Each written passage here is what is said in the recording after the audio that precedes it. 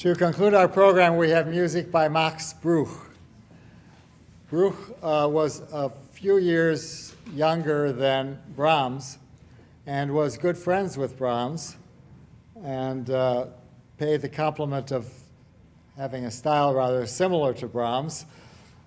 He was a few years older than Dvorak. And Bruch was a conservative composer in the sense that he did not embrace Wagner and Liszt, but he was an excellent composer, making it surprising that although he wrote lots and lots of music in all different genres, there's really one piece that's played by him, and that's a concerto that is played often, and about which he said, having written 3 concertos, that it wasn't even his favorite. Nonetheless, there were 2 girls, college girls, studying in Germany, having been sent there by their music. I think he was connected with a Steinway or something, sent to Germany to study, and they were a duo piano team. And for them, he wrote a concerto, which nobody ever hears. And when they played it, they edited it ad libitum, which was a lot of audacity in itself. But then he said, if you're going back to America now, would you mind seeing if this concerto, the one that is famous, will sell in America?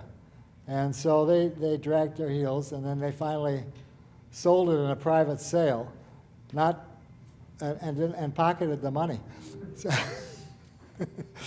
anyway, whether or not that retarded the familiarity of the concerto, it didn't do so for long, because that is the one piece that's played regularly by Bruch.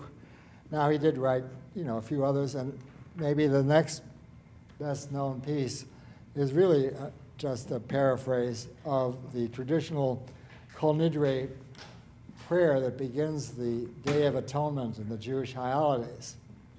And actually, it's the music that's more beloved than the formula that begins by saying we disavow these vows, which, initiates the Day of Atonement.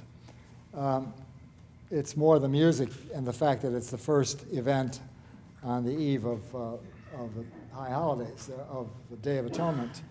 Well, that led to the assumption that Bruch was himself Jewish, which is not so. He was a Protestant, and that, however, did not deter the Nazis from banning performances of Bruch because he had set this melody of Kol Nidre. So the other music I have a hard time enumerating besides what you're about to hear, which is a fine set of pieces that are not that often heard and are not the only chamber works that he wrote either. So there are 8 of these pieces from which we've selected 4, and they were written for his son. Now, if you listen to the beautiful clarinet playing you're about to hear, he said, how old was his son? 10? Yeah, no, he was already a professional player, 25, so that's why he wrote for clarinet. And a year later, and that was written in 1911, so he was not a young man at that time. In 1911, he then wrote 1910 was the set we're going to hear. 1911, he wrote a concerto for viola, again, and clarinet and orchestra. The precedent of clarinet and viola was set by Mozart, who chose those instruments.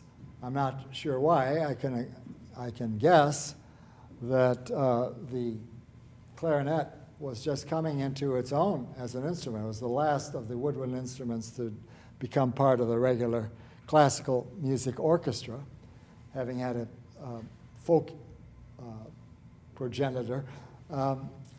The viola was actually Mozart's preference. His father was a violinist and wrote a highly regarded text on violin playing and wanted Mozart to be a great violinist. And Mozart not only defied him by becoming a composer. No, I think that I think that Father was plenty pleased about being a composer, but he did defy him by saying he didn't want to play the violin, he was going to play the piano, which he then did. Initially the harpsichord, and this was the time when the piano began to take over from the harpsichord in popularity and the music written for the instrument. So when he did play string instrument, he preferred the viola.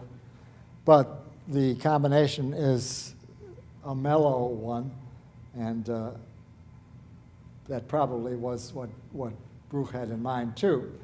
Most of these 3 out of the 4 pieces we're going to play are basically slow with beautiful romantic melodies and sophisticated harmonies and masterful interweaving of clarinet and viola. So, hope you enjoy them.